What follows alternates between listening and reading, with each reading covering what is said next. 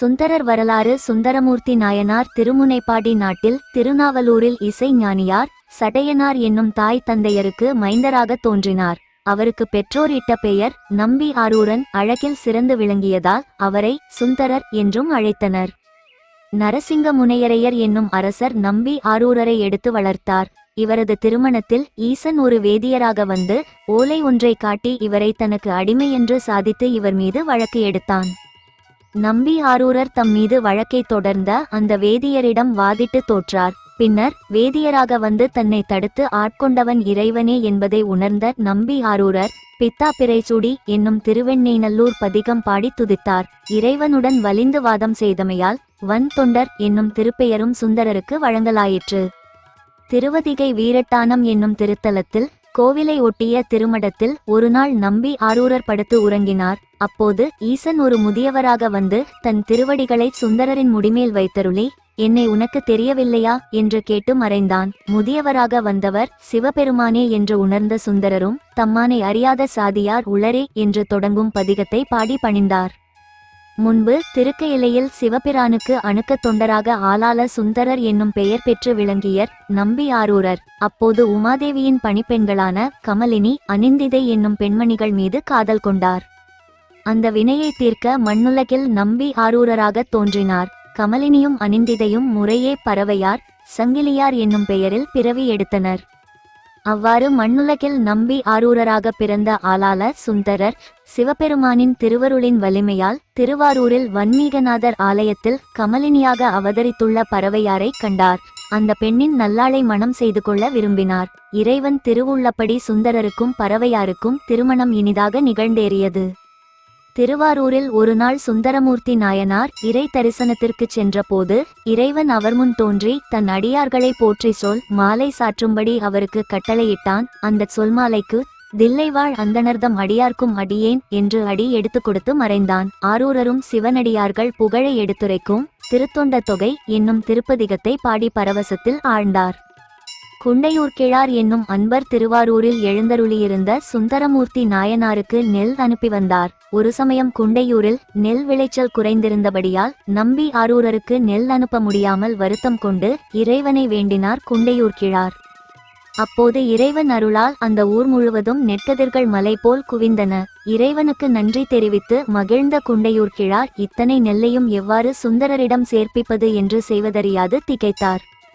இதை கேள்வியுற்ற சுந்தரர் திருக்கோளிலி இறைவனை புகழ்ந்து நீள நினைந்து அடியேன் என்று தொடங்கும் பதிகத்தை பாடிச் சிவனருளால் அந்த நெற்கதிர்கள அனைத்தையும் திருவாரூரில் சேர்ப்பிக்கச் செய்து குண்டையூர் கிழாரின் தொண்டுள்ளத்துக்கு மேலும் மகிழ்வூட்டினார். திருநாட்டியத்தான்குடியில் வாழ்ந்த கோட்புலியாரின் மகளிராகிய சிங்கடி வனப்பகை என்னும் இருவரையும் தம் மக்களாக ஏற்றுக்கொண்டார். இறைவன் அளித்த 12,000 பொன்னையும் திருமுதுகுன்றில் ஆற்றில் இட்டு திருவாரூர் குளத்தில் எடுத்தார். திருக்குறுகாவூரில் தாகத்தாலும் பசியாலும் வருந்திய சுந்தரரும் அடியவர்களும் பசியாறுமாறு பந்தர் ஒன்றை அமைத்து பொதிசோறு அளித்து அருளினான் இறைவன். திருக்கச்சூரில் பசியுடன் இருந்த சுந்தரரின் துயரை போக்க திருவுள்ளம் கொண்ட ஈசன் ஓர் அந்தணர் வேடம் தாங்கி கையில் ஓடு ஒன்றை ஏந்தி வீடுகள் தோறும் யாசித்து பிச்சை பெற்று அச்சோற்றை சுந்தருக்கு அளித்து அவர் பசியை போக்கினான். முன்னர் சொன்ன கைலை சம்பவத்தின்படி சங்கிலியார் என்னும் திருப்பெயரில் திருவொற்றியூரில் பிறந்திருந்தார் அனிந்திதையார். இறைவன் திருவருளால் சங்கிலியாரை மணந்தார் நம்பி ஆரூரர். திருவொற்றியூரை விட்டு நீங்க மாட்டேன் என்றும் சங்கிலியார் பொருட்டு இறைவன் முன் சபதம் செய்து வாழ்ந்து வந்தார்.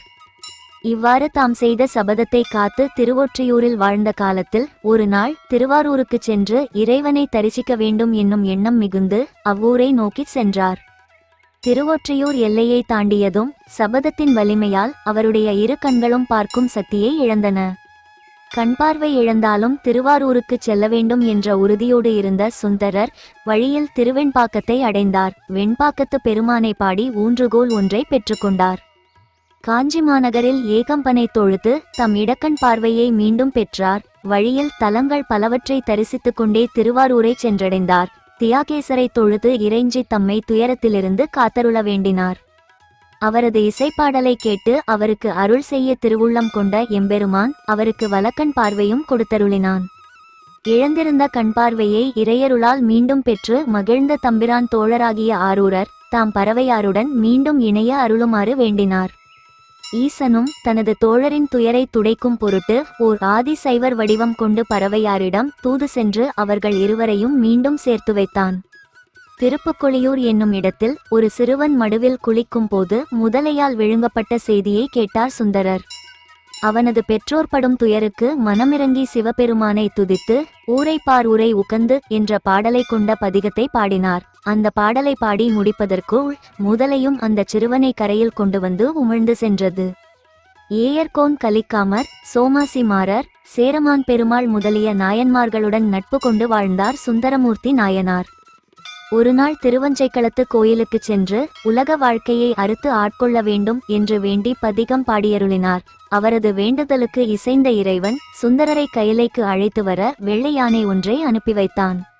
அந்த யானையின் மீது ஏறி கையிலைக்கு ஆகாய மார்க்கமாகச் செல்லும் சுந்தரரை கண்ட அவரது தோழரான சேரமான் பெருமாள் நாயனார் அவருடன் கையிலைக்கு தாமும் செல்ல விருப்பம் கொண்டார். தம் குதிரையின் செவியில் சிவமந்திரத்தை சொல்லி விண்ணில் செலுத்தி கையிலையை அடைந்து சுந்தரருடன் இணைந்தார் என்பது பெரிய புராணம் வாயிலாக தெரியவரும் செய்தியாகும்.